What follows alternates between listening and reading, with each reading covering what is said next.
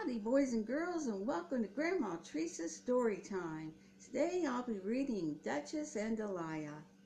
When the farm animals saw Duchess the cow with a pretty young calf by her side one morning, they were surprised. "I didn't know she was expecting a baby," hissed Dipnea to the other ducks. When Duchess was going to have a baby, she looked as round and rolling as a barrel. No one had noticed any difference in the cow's trim figure. It was very strange. Even more strange was the way Duchess treated her calf. She did her best to ignore it. Usually she was the first to show off her new offspring in the barnyard. This time she was very offhand about the whole thing. "Oh, that," she said to Busy Hen when she clucked an inquiry. "Yes, she is a pretty calf, I guess, though her feet are big." "So she is your calf?" asked Busy Hen, determined to get to the bottom of the matter. "You could say that," said Duchess carelessly. It took over a week for the story to come out. The calf came from a nearby farm, and Farmer Barnes had agreed to look after it.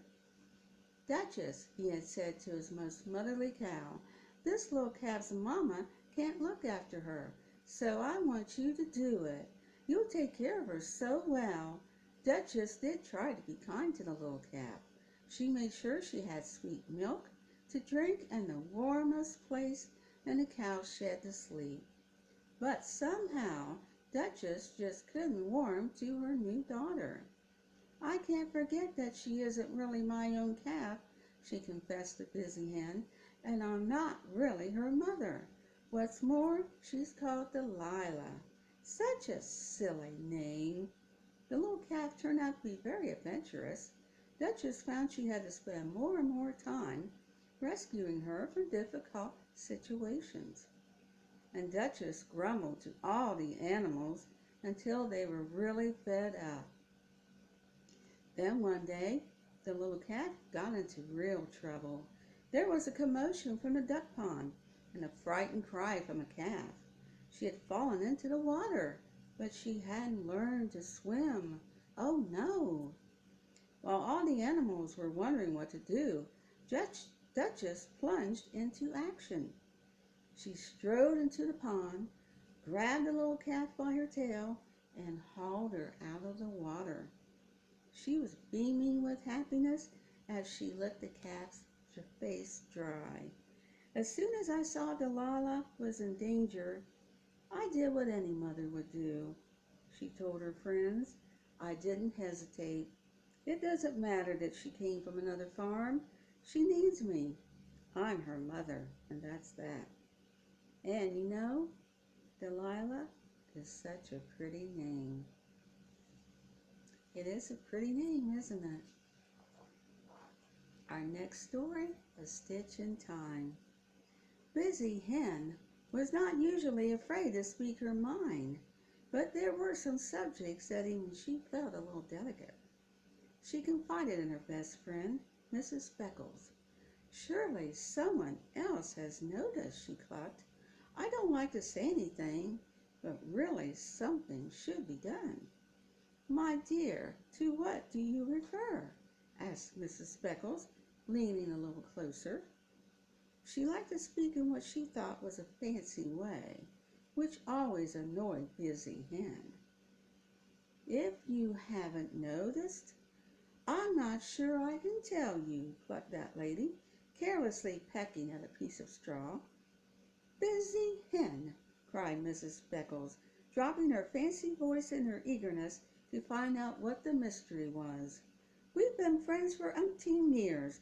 If you can't tell me, who can you tell?" Busy Hen knew she was right. "It's Farmer Barnes," she said, without any more delay. "Or rather, it's Farmer Barnes' trousers." "Ah," said Mrs. Speckles wisely. She knew exactly what Busy Hen was talking about now. Earlier in the week, Farmer Barnes had torn the seat of his trousers on some brambles, and ever since, although he seemed not to notice, you could see a large portion of his underwear. "You're quite right, my dear," said Mrs. Speckles, "and I can guess what you're thinking. If you and I and some of the other ladies paid Farmer Barnes a little visit one night." "Exactly," agreed Busy Hen. "How about tonight?" And that is why, late that night, while Farmer Barnes snored in his bed, Busy Hen and Mrs. Speckles and some of their friends hopped in through the window and got to work with needles, thread, and a piece of Harold's oldest blanket. Next morning, Farmer Barnes appeared in his repaired trousers in all their glory, but he seemed to notice the patch no more than he had the hole. "Ladies," said Busy Hen, "we did a fine job, but dear old Farmer Barnes needs a wife. I'm sure of it every day." The other hens clucked their agreement, and I'm afraid when Busy Hen makes up her mind about something, it is almost sure to happen. Do you think that will happen eventually? I guess we're going to have to wait and find out next time, aren't we? In the meantime, I have a friend that has come by to visit. Who do you think would come to see us today? Do you know? Do you have any idea who we've had with us in the past? Is it Coco, Lucy, or, let's see. Okay, who is our visitor for today? Are you ready to find out? Come on out, visitor. Hi, boys and girls. Hi, Grandma Lisa. Hi, Coco. How are you today? Hi, Grandma. How are you? I'm just fine. It's a beautiful day today, isn't it? Yes, it is. It's cool and sunny, just the way I like it. Yes, it has been a beautiful, beautiful day. And spring is just around the corner, isn't it? It sure is, Grandma, and I can't wait.